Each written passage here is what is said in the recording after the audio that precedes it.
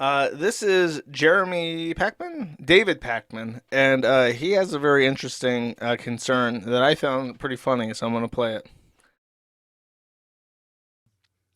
I'm going to tell you something that is terrifying me. I always try to come here and put a positive face on everything, but there is something going on that is terrifying me. When I woke up this morning, we had lost 5,000 YouTube subscribers compared to where we were last night. Now, the first thing I thought was, is this a glitch? We've been on YouTube for 15 years or something like that. And subscribers always just go up. They just never go down. They go up. Is something wrong with my channel? Is someone attacking my channel? What's going on? So I started texting. And I texted Brian Tyler Cohen, and I texted Tyler Cohen and Brian Cohen and Brian Tyler, all of them. I texted all of them. I texted I just texted all of my cousins, my extended family of cousins, all the Cohens, all. I know them all. I know all the YouTube Jews, and I contacted them. Dollamore. I texted Luke Beasley and Farron Cousins and Sam Cedar. And every single one of our channels since last night is hemorrhaging subscribers.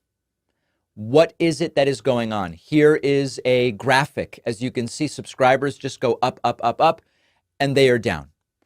It is not just YouTube subscribers.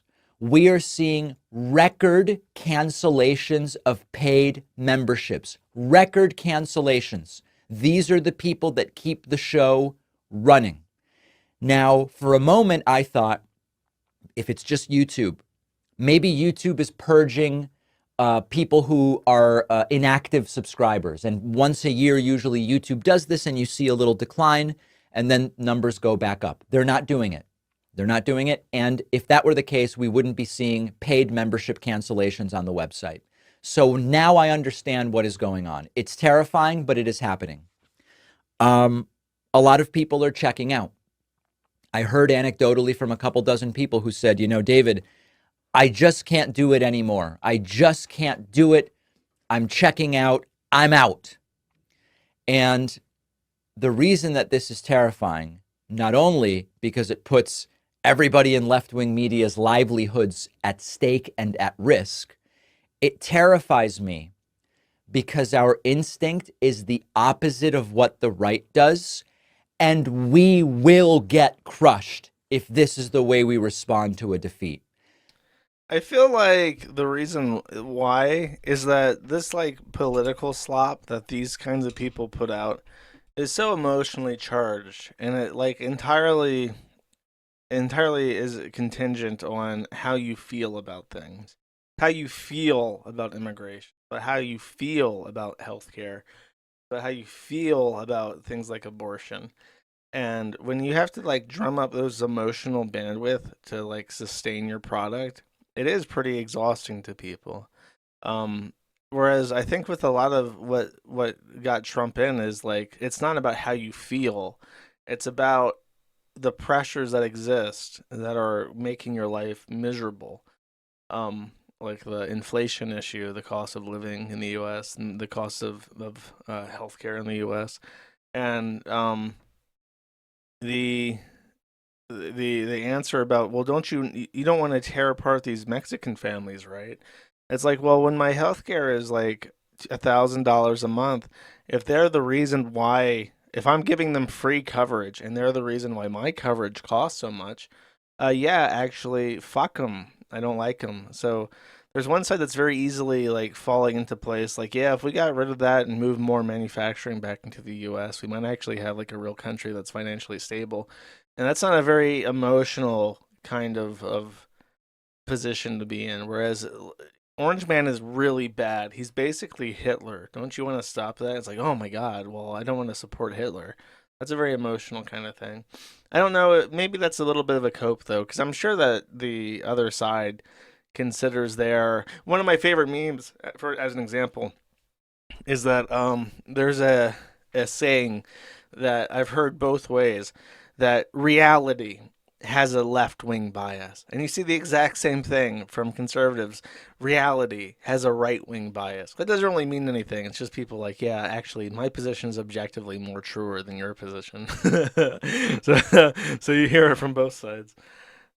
But I don't know. It does. Honestly do feel like one position's less emotionally based, and the other position is more emotionally resonant, and it has to be continually reinflated.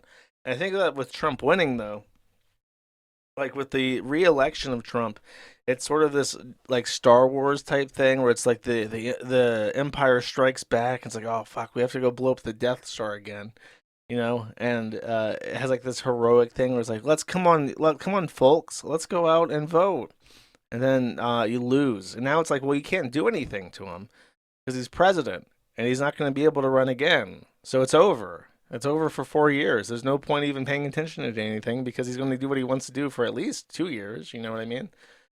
So a lot of people are just like clicked out.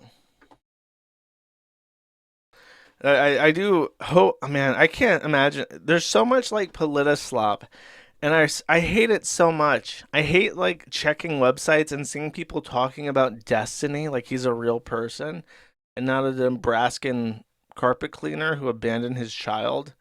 Like not a StarCraft player, not like a midget cuckold, like a real person that people have to take seriously. I just see Destiny. Every time I see Destiny, I think bro, you lost your girlfriend to like a retard because you're a loser and nobody can respect you. And I'm supposed to like take him seriously, and that shit's kind of exhausting. Um, I don't know. I kind of hate political content. Thank you for watching this clip by Colonel J. This is the King of Bull here. Remember to like and subscribe. Juice!